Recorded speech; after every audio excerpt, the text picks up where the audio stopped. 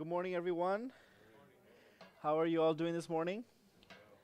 Doing well. That's good. I want to ask a favor from everyone this morning. Why don't, for real quick before we start the sermon here, why don't you all stand up with me real quick? Why don't you all just stand up with me real quick? There we go. Let's all stand up real quick.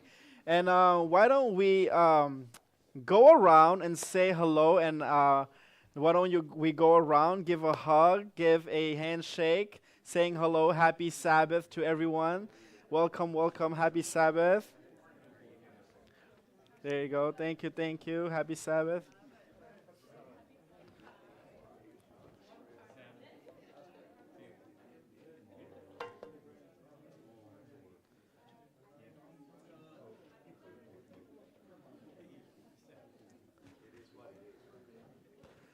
Happy Sabbath, happy Sabbath. All right, as we return to our seat, I just want to welcome everyone again this morning. Thank you for joining us here at the Gardner Connection Church. It's a beautiful, beautiful morning when you actually wake up to see the morning. Amen? Amen. It's the season of Christmas, and as we come together here, our sermon title, as you can see, is called The Upper Hand. The Upper Hand. Oh, it's okay. There you go, the upper hand. Now, you might be wondering what the sermon is going to be about.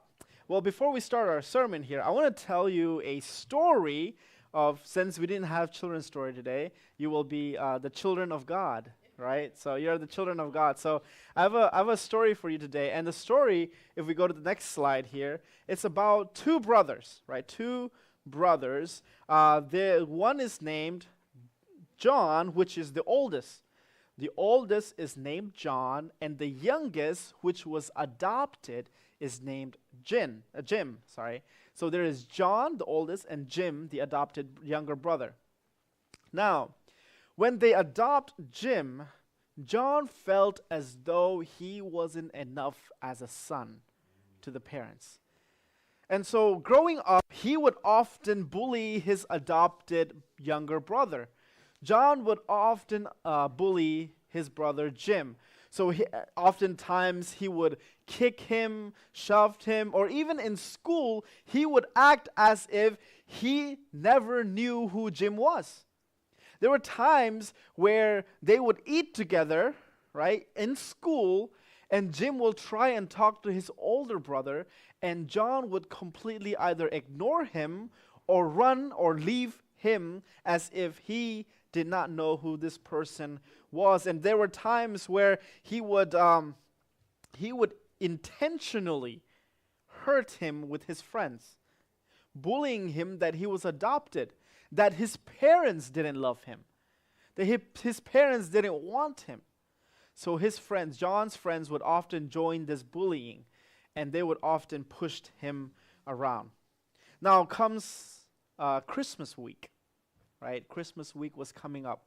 So there was a tradition that the parents would often do, which was they would give a fresh, crisp $20 bills to both of them, right?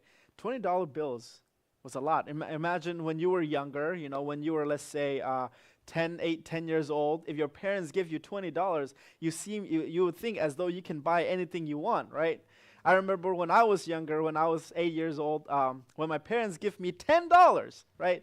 $10 back in the day, you can go to McDonald's and get a nice meal for $5, right? You can't do that anymore today. But $10 was a lot for me. So imagine how John and Jim would feel when their parents gave them both $20, right? So the parents say, here's $20, and we would go shopping before Christmas. Buy best whatever you want for Christmas, for your own gift. And so Jim was so excited. He got his $20. He stashed it on his pillow. That's where he would hide it. So he would thank Jim, the adopted brother, would thank every day of how he got to enjoy this family, right? He was only 8 years old. Even though he was only 8 years old, he knew the importance that he had gotten. And being jealous, he thought to himself, I should get more than $20 if my adopted got $20. So he came up with a plan, and what was locked in Jim's room. And then he took it and he hid his money so that he can keep it. And the next Jim to make sure his $12 was saved, case found nothing there. he found his $20 gone, and he panicked. He made all extra down looking for this $20. And he was crying. And mother went and heard all this happening in the room. And so mom went to Jim, the adopted brother Jim, and said, Jim, little Jimmy, what happened? Why is your room such a mess? And he said, oh, mother, remember the $20 you gave me? I just can't find it anymore. And mom said, well, that's not good. And so she began to look with him. And so then she said, John, here, come and help your brother look for his money. And John said, why? Why should I help him look for his money? It was like, well, you got to help your brother here. He's lost his money. We got to all help him out. And John was getting upset. And John said, well, he lost it. It's his responsibility. Why do I have to take care and look for the money too? And then later on, as the Christmas was close by, Jim still couldn't find his money. And so he was really upset. And mom and dad that night talked to one another, and they decided, you know what?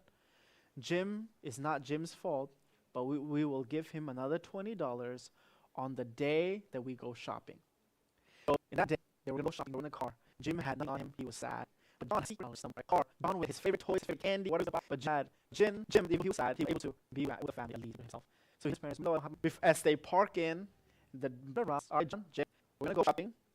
All right, John, you're going to stay with mom. Jim, you're going to stay with me, okay? And they said, okay.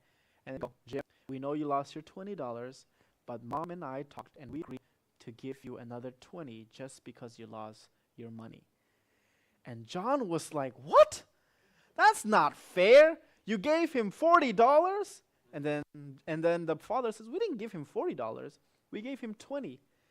And by some reason, the $20 was gone, so we're just going to give him another $20.